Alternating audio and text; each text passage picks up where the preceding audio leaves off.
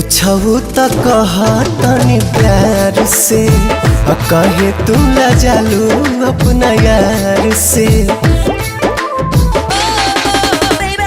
पूछू तो कह तनी प्यार से कहे तू लजालू अपना यार से।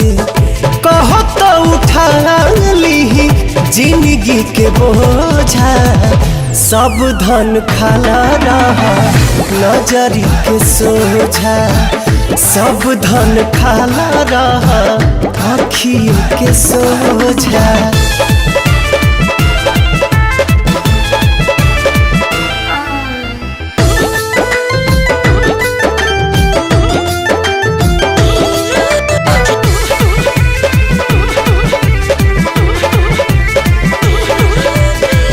काहे आनाकानी हमसे करेलू गोरी खैदन लभ के खखोरी।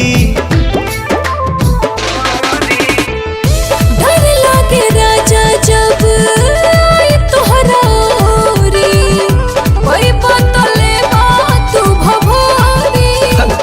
कुछो न होई आवा ओहिए में खो जा।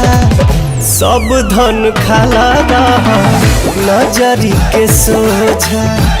सब धन खाला रहा आँखिए के सोझा।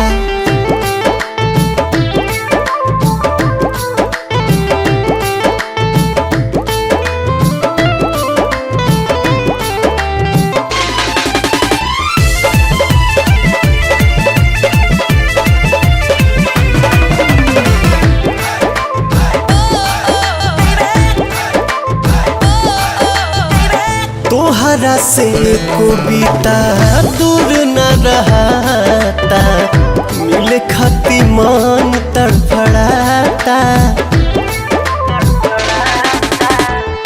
दिलवा पे हमर बात तोहरा एको खाता हाथ धोके आवा कलपाता।